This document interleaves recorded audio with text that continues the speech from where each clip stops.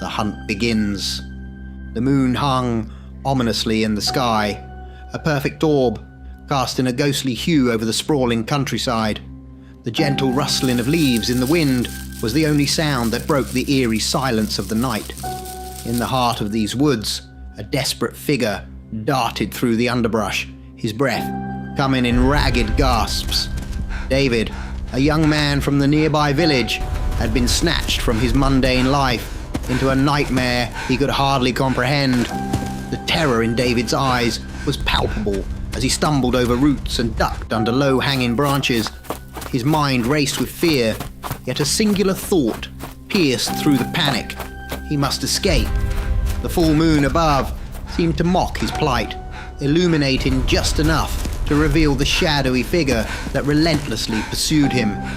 Behind him, the sound of heavy, measured steps grew ever closer. The werewolf, a monstrous creature of nightmare, moved with a predatory grace that belied its savage intent.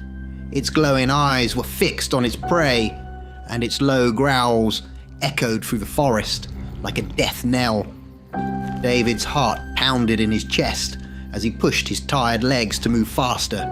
He could hear the snapping of twigs and the guttural breaths of the beast closing in. In a fleeting moment of hope, he spotted a clearing ahead, but as he burst into the open space, his foot caught on a hidden root, sending him sprawling to the ground. The werewolf was upon him in an instant. David's screams pierced the night as the creature's claws tore into him, a gruesome end to a merciless chase. The forest swallowed his cries, returning once more to its unsettling silence. Miles away, in a lavishly decorated room within a grand estate, a group of well-dressed individuals gathered around a large screen displaying the grisly scene. Their faces were alight with twisted excitement as they witnessed the conclusion of their latest hunt. "Excellent performance tonight," remarked one man, his voice dripping with satisfaction as he sipped from a crystal glass. Another, a woman adorned in jewels, laughed heartily. "I must say, this was one of our best hunts yet." The fear in his eyes was almost palpable. The room was filled with the clinking of glasses and the rustling of money as bets were settled. They revelled in their cruel sport, oblivious to the horror they had wrought. On the screen, the werewolf stood over its fallen prey, its silhouette a haunting reminder of the darkness that resided in the hearts of those who watched. Unseen by the revelers, a figure lurked in the shadows of the room, his eyes fixed on the screen. He was the next chosen prey, yet unknown to his captors. He harbored a secret of his own. Beneath the facade of fear, a plan was taking shape, a plan for revenge and liberation. The game was about to change, and the hunters would soon become the hunted. Chapter 2: The Capture. 1 year earlier, under a somber sky, the secluded countryside was a scene of calculated chaos. A group of armed men and women, the elite hunters, moved through the dense forest with purpose and precision. They were on the trail of a creature more elusive and dangerous than any they had encountered before, a werewolf. Their leader, a grizzled man named Hawthorne, signaled for quiet as they neared a suspected lair. The air was thick with tension, each hunter keenly aware of the stakes. They had prepared for this moment, armed with silver bullets and a resolve as cold as the steel they carried. The werewolf, sensing the impending threat, emerged with a feral snarl. Its eyes glowed with a primal rage, and its fur bristled in the moonlight. The hunters opened fire, but the creature was swift, darting between trees with supernatural agility. In the ensuing chaos, two of the hunters found themselves too close to the beast. With swift, brutal efficiency, the werewolf lunged, its jaws snapping shut on the first hunter's throat in a spray of blood. The second hunter managed to fire a shot, but it was too late for him as well. The werewolf's claws raked across his chest, leaving him lifeless on the forest floor. The remaining hunters, fueled by a mix of fear and adrenaline, redoubled their efforts. Hawthorne, seeing an opening, took a well-aimed shot that struck the werewolf in the leg, slowing it just enough. They closed in, using specialized nets and tranquilizers to subdue the creature, finally capturing the howling, thrashing form. Once secured, the werewolf was transported to a hidden facility on the estate. Here, it was kept in a reinforced cage, a prisoner to their whims. The hunters had designed the cage to be both a cell and a spectacle, with one-way glass for observation. They took pleasure in watching the creature's futile attempts to escape, its ferocity a constant reminder of their triumph. As part of their twisted ritual, they would release the werewolf during the full moon, allowing it to regain a taste of freedom, only to be hunted again. Each month, they kidnapped an unsuspecting victim, releasing them into the forest for the werewolf to hunt. These hunts were a source of entertainment, a cruel game that satisfied their perverse desire for power and control. For the werewolf, each hunt was a torment, a reminder of its own captivity and the loss of its wild nature. It prowled the woods with a mix of desperation and rage, its instincts driving it to hunt, even as it yearned for true freedom. Back in the present, as the hunters reveled in their latest kill, the captured werewolf lay in its cage, its eyes reflecting a deep, unspoken hatred. It had endured a year of this hellish existence, but unknown to its captors, the tide was about to turn. The arrival of the new prey, a werewolf like itself, promised a chance for revenge and liberation. The hunters had become complacent in their game, but they were about to learn that even the most controlled beasts could break free. Chapter 3. The Unlikely Prey. The night air was crisp as the full moon cast its silvery glow over the sprawling estate. The group of affluent hunters gathered in their usual fashion, eager for the evening's entertainment. Their latest victim, a man in his 30s, was roughly escorted into their midst. His clothes were worn and his appearance unkempt, marking him as a wanderer who had been roaming the countryside. "Meet our latest contestant, folks," announced Hawthorne with a sneer. "No one will miss this bum." Laughter rippled through the group as they scrutinized their new prey. "Doesn't look like much. I bet 5 minutes." Another hunter chimed in, eyeing the man dismissively. The wanderer, whom they would come to know as Lucas, stood silently amidst the taunts and jibes. He seemed almost indifferent to his predicament, an attitude that only fueled their mockery. "I could do better than this tramp," boasted a well-rounded man, puffing out his chest in false bravado. "And I think I could beat him with my fists," declared another, eliciting a round of laughter. Lucas took note of each comment, his eyes calmly scanning the faces of his captors. Yet, he said nothing, his silence a stark contrast to the boisterous arrogance around him. As the time for the hunt approached, "All right, tramp, here's the deal. If you can make it off this estate, you're free. But remember," he added with a sinister grin, "there's something out there that's been waiting for you, and it's not as forgiving as we are." The hunters erupted in laughter as they explained the electronic tag on the werewolf designed to shock it if it tried to cross the estate's boundaries. They were confident in their control over the beast and the game. With a dismissive gesture, they released Lucas into the night. He walked calmly, almost casually, into the dark woods that bordered the estate. The hunters watched with amusement, placing bets on how long he would last. As Lucas disappeared into the shadows, the mood among the hunters was one of anticipation mixed with derision. They retreated to their viewing room, ready to enjoy the spectacle they believed was about to unfold. But Lucas was no ordinary man. As he ventured deeper into the woods, there was a subtle shift in his demeanor. His steps became more assured, his senses heightened. Unbeknownst to his captors, Lucas harbored a secret that would soon turn the hunter's game on its head. The night was far from over, and the true hunt was just beginning. Chapter 4. The Turn of the Tide. In the opulent viewing room, the group of wealthy hunters gathered around the large TV screen, their eyes fixed on the CCTV network that covered their entire estate. The cameras, strategically placed to capture every moment of the hunt, flickered to life as Lucas was released into the woods. The anticipation in the room was palpable, a mix of sadistic pleasure and excitement.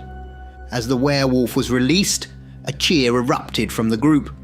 Glasses were raised in a twisted toast to the impending carnage. The creature, a mass of muscle and fur, bounded into the forest with a ferocity that thrilled its audience. The screens showed Lucas moving swiftly through the estate, his every step monitored by the unblinking eyes of the cameras. Remarkably, he seemed acutely aware of their presence, his gaze piercing into each lens he passed, as if sending a message directly to his captors. The hunters were ecstatic as the werewolf quickly picked up Lucas's trail. They shouted and screamed with joy, relishing the suspense of the chase. Lucas darted through the trees, his movements becoming increasingly desperate as the beast drew closer. Then, in a moment that stunned the room into silence, Lucas stopped. He turned towards a nearby camera, a knowing smile playing on his lips. "What's this fool doing?" one of the hunters muttered, unable to comprehend the sudden change.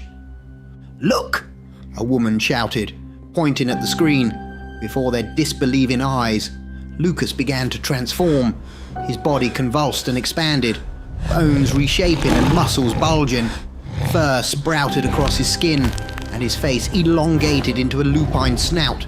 His eyes, now glowing with a primal ferocity, locked onto the camera. The hunters watched, frozen in shock, as Lucas completed his transformation into a towering lichen, far larger and more imposing than the werewolf they had released. He stood there, growling at the camera, a defiant challenge to his erstwhile hunters. The werewolf, previously in pursuit, approached cautiously, but instead of attacking, Lucas walked up to it, and with a powerful motion, ripped the controlling collar off the creature. The two werewolves then stood side by side, their eyes fixed on the camera, their posture one of mockery and rebellion. In the viewing room, the atmosphere shifted from excitement to fear. The hunters realized, with a growing sense of dread, that they were no longer the ones in control. The two werewolves, now free of their constraints, turned away from the camera and disappeared into the night. A heavy silence fell over the hunters. The realization that their game had turned against them was a bitter pill to swallow. They had unwittingly unleashed two powerful and vengeful creatures upon their estate. The hunters had become the hunted, and the night was far from over. Chapter 5. The Hunters Hunted. Pandemonium erupted in the viewing room as the reality of their perilous situation dawned on the hunters. Accusations flew, voices rose in panic and fear, and fingers pointed in blame. The once cohesive group of elite thrill-seekers quickly devolved into a chaotic mob, pushing and shoving, their facade of sophistication crumbling under the weight of their impending doom. The ruckus was abruptly silenced by a chilling howl that resonated through the walls of the estate, sounding perilously close. The hunters froze, their eyes wide with the terror. "They're coming," a man whispered, his voice trembling. Outside, the two werewolves, Lucas and his newly freed companion, moved with purpose and stealth, my God. their senses heightened. They easily tracked their prey, their every step bringing them closer to the hunters. Inside the estate, the hunters scrambled to arm themselves, their previous confidence shattered, but they were not prepared for the cunning and ferocity of their attackers. One by one, the werewolves isolated and targeted the hunters, especially those who had mocked Lucas. Lucas, in his lichen form, was a sight to behold, a towering beast, fueled by rage and a thirst for vengeance. He remembered every taunt, every jeer, every bet placed on his life. Now it was his turn to hunt. The estate became a hunting ground. The tables turned in a nightmarish reversal. The hunters found themselves pursued through the very corridors where they had once gloated over their cruel game. The werewolves were relentless, their attacks brutal and efficient. One by one, the hunters fell prey to the werewolves. Each encounter was vicious, a feral display of strength and primal wrath. The screams of the hunters echoed through the estate, a stark contrast to the laughter and cheers that had filled the room earlier. Lucas, with each hunter he targeted, unleashed his pent-up fury, his attacks a manifestation of the injustice and cruelty he had endured. His companion, equally enraged by its captivity and torment, was a whirlwind of claws and teeth. As dawn approached, the once grand estate lay in eerie silence. The werewolves, having exacted their revenge, stood amidst the carnage. The hunters, who had taken so much pleasure in the fear and suffering of others, lay defeated, their reign of terror brought to a brutal end. The two werewolves, their eyes meeting in a silent understanding, turned away from the scene of their vengeance. They disappeared into the forest, leaving behind the shattered remnants of a game that had turned deadly. The hunters had been hunted, and the night of the blood moon hunt would be remembered as the night the hunted claimed their freedom. Chapter 6. A new hunt begins. Deep in the heart of the woods, where the sunlight filtered through the leaves, casting a dappled pattern on the forest floor, Lucas sat with a woman.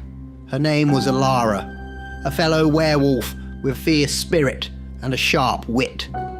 They sat in a clearing, the chaos of the night behind them, a moment of peace in their tumultuous lives. "It took you a long time," Alara said, her voice teasing, yet filled with an underlying note of admiration. Lucas turned to her, a smile playing on his lips. "They covered their tracks well," he replied, his eyes reflecting the satisfaction of their recent victory. "1 year, though?"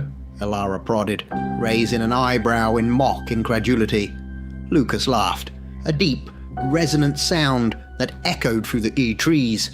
"Well, I did find them around 10 months ago, but I remembered how long it took you last time and wanted to make you pay for that."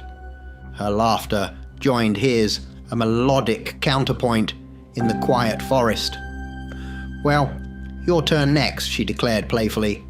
"I may wait 2 years for you," Lucas retorted, his eyes sparkling with mischief. "You couldn't wait that long for me," he replied, a teasing lilt in his voice.